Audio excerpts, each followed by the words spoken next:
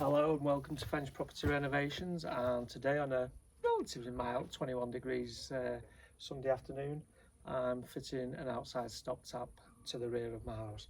And basically inside the house in this area is going to be my shower cubicle. So I've got some timber framework up there to make the shower cubicle, and the hot and cold water pipes are going to run through that to a basin somewhere over here.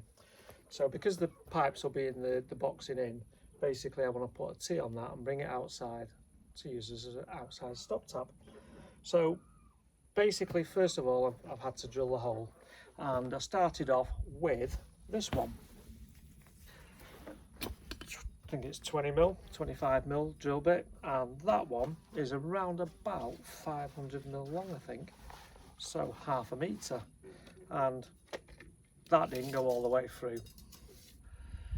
So I think we got to about 450mm through the wall when it was in the actual drill. So I ended up having to get the big boy out, and this is a metre long, and I think it popped through at half a metre. So this is what I used to put my hole here, and as you can tell, it takes some drilling. Now when people come to France and they think they're going to renovate the houses, this is some of the equipment that you might need, and it's heavy duty getting through these walls. Sometimes it can take you 10-20 minutes, sometimes it can take you 3 hours. Put my holes through. Now the most prolific pipe I found in France is this kind of thing with a sleeving on it, so I'll show you up close. It's got a sleeving on it, and I'm using these brass compression elbows, and I bought a little multitude of fittings, not a lot, small little box the other day, and a bit of pipe, 50 meters of pipe, 25 hot, 25 cold. Lot cost me. I was nearly shocked by the price of it. But anyways, we're now ready to roll. So this is the most common I've found in France so far, and basically that's your fitting with an insert built in, nut and a little olive, split ring olive, and that's going to go in there.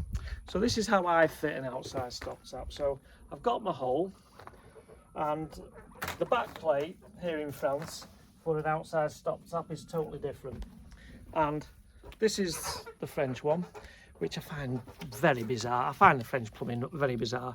It's now got two little slots in it. In England they're full holes like this one. I don't understand that, because if they were proper bits of brass, that would make a lot better sturdy fixing, because obviously when the tap's on and you're turning it on and off, it gets a lot of force with people screwing it down and you name it. But this French tap, let's cut this off.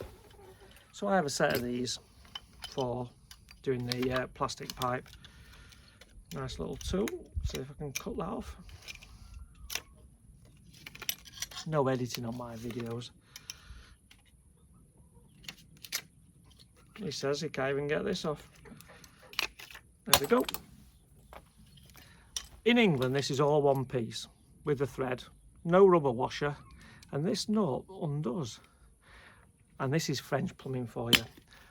This has no use whatsoever, this nut, but it's on there. They have more nuts, more joints than you can imagine.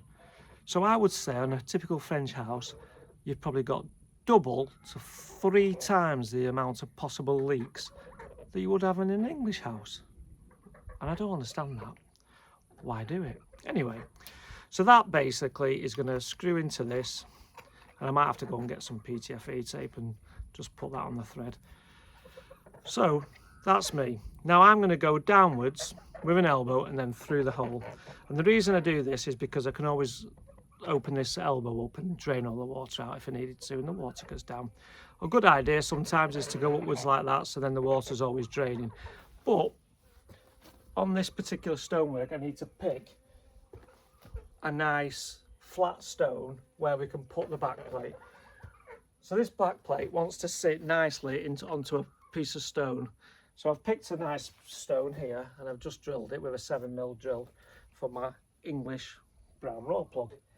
And they tend to, in my opinion, get good fixings. So basically I'm going to knock that in And a little tip here, when you get your raw plugs, just knock them in with the screw first and make sure that the hole's deep enough. And then you hear that little sound when it goes solid, and you know you've got a good fixing. And let's take that out. Don't know if this screw's too big. This is a 10, might need a 6, but it'll do for now. Yeah. So let's screw that in. So what I tend to do is I do one screw first, drill the hole, and it allows you then some deviation with these second and third holes, because if one bounces out of the way or moves slightly, you end up with a hole that's off centre to where you need it to be. So if you put the first one in, you can actually use that screw to hold it while you mark the second and third. It looks more professional when you're done, because all the holes line up. Doesn't look like it's been machine gunned, basically. So I'm going to mark those, and if you want to, you can then take that screw out. Let's whiz that one out. There we go. And now I've got 2 holes to drill in my second and third raw plug, so let's give them a quick drill.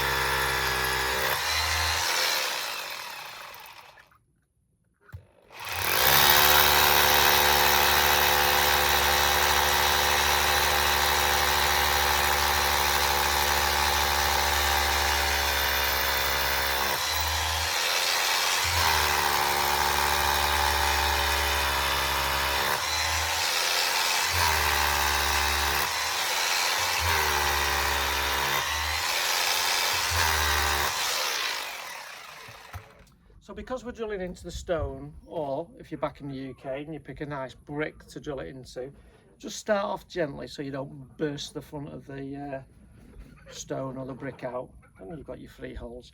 So I've got 2 more raw plugs here that I got from me earlier on, so let's just pop them in, hammer, and then we'll get the screws, tap them all in.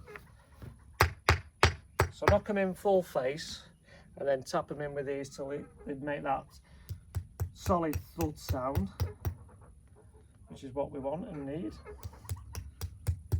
There you go, you can hear it. So I'm going to whiz them back out. Now I find obviously the easiest thing to do with these now, I've got this elbow on this pipe. I'm not going to use this sleeving because it won't, I don't think, fit through my 25mm hole. No. And I'm not going to do a great big 30mm hole through the stonework, because what happens sometimes, the central bit as you're pulling your drill out, it collapses. So you want as tight and uniform a hole as possible, so as there's no collapsing in the inside, because then you start drilling, pull it out, collapses, then you're trying to drill again, and those stones that have collapsed are loose, so you hit them with the drill and they just spin round. So basically you end up starting a new hole, so we don't want to do that. So I've got this elbow and I've put it on here, as I said. So the easiest thing I find to do is I'm going to tighten them up. So I hold the body of the elbow and get my spanner, and I'll tighten this one up onto the longest piece. Now this is an offcut, this particular piece of blue pipe, because being a plumber you always keep your offcuts. And you can hear that's going quite tight now, nicely. So it shouldn't leak on us. Now you've got to bear in mind here in France that the water pressure in most houses is probably double that back in the UK.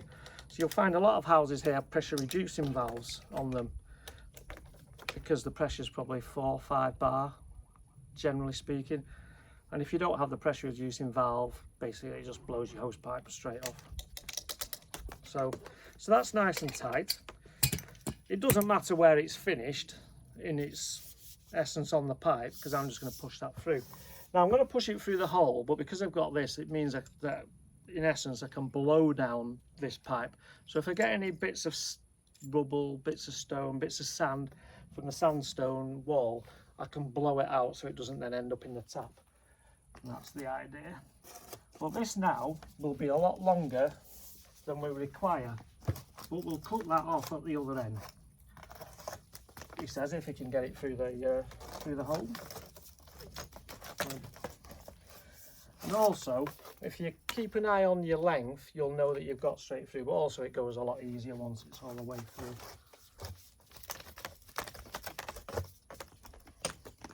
But we seem to be hitting something there. So what I might have to do is swap my drill back over and run that through, the big one through one more time. Where's the end of my lead? And then once that's through, we should find it to be a lot easier. And you've got to be careful when you use these great big long ones that they don't kick back on you and grab you by the wrist and break your wrist.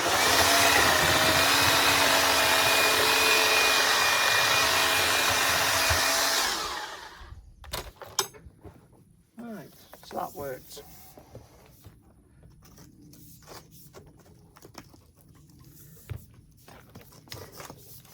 There we go. That's the blue pipe all the way through. So that should work out quite nicely. So what I'm going to do now, off my offcut, if we're not tangled up, I'm going to cut myself a bit off. That's going to get me from the elbow up to the back plate of the tee. That should be long enough. Yeah. So that'll do the final bit on the tap. So let's go for this one last time. And obviously when this is finished, you just need to point it up with a bit of lime mortar.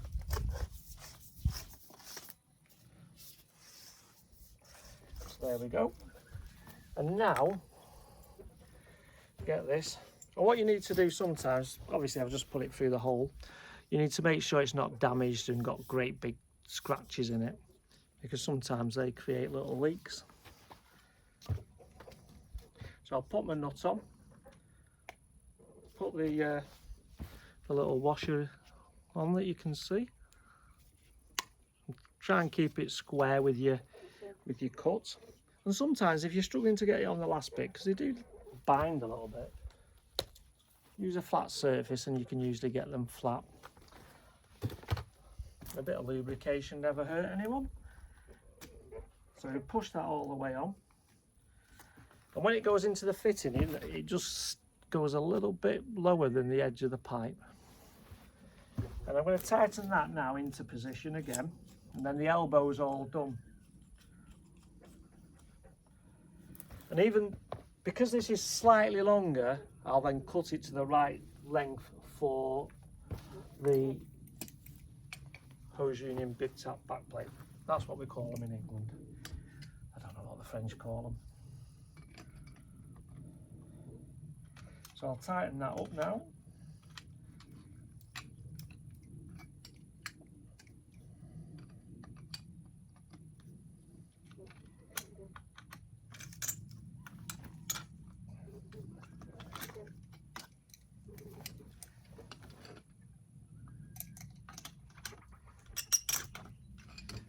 Now you might be thinking, you know, what you're going to do in the winter when it gets cold and frosty, and will it have a leak?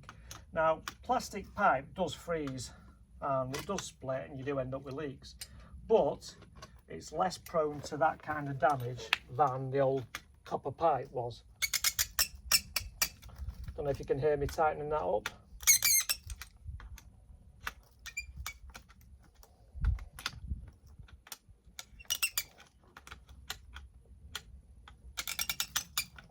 So obviously now I've got geese and my animals, so my geese are tending to live at the back of the house, and hence we need some water.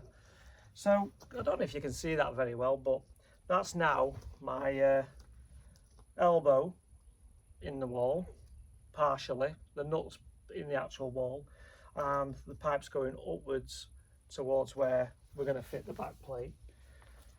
So we have the back plate here, and these, let me show you, they are awkward to get past these. You have to do them slightly on the angle. So this is why these are very good to put the screws in ready, if you get me, before you put the tap in, because once the tap's in you can't get the screws in. Makes it a little bit more difficult. Rookie mistake that. So I'm going to put it onto the wall now. So basically this is what we're doing. I have the piece of pipe sticking up, and I'm going to put this into the right height that I want it, mark it, cut it on the pipe, drop it on, screw it up. Practically the job's done. So nut and olive off again. I can then see the fitting, and you've got to remember when you're cutting it that if you look in there, it's slightly inside, so it's probably 1 or 2 threads where you want to actually cut the blue pipe.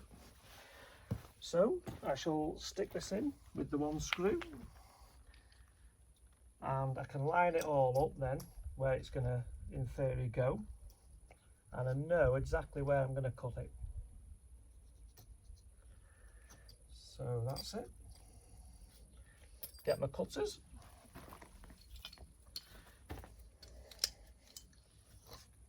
Can pull the pipe out because it's not fixed on the other side.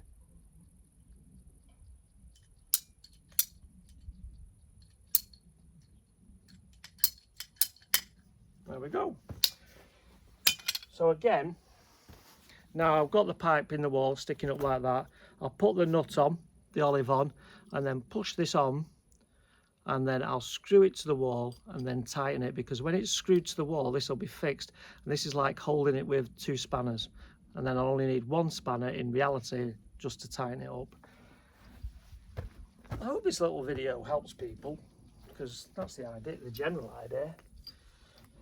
Giving my little tips and hints, tips, whatever you want to call them, away, and how I do things. I'm supposed to be a plumber, 40 odd years experience.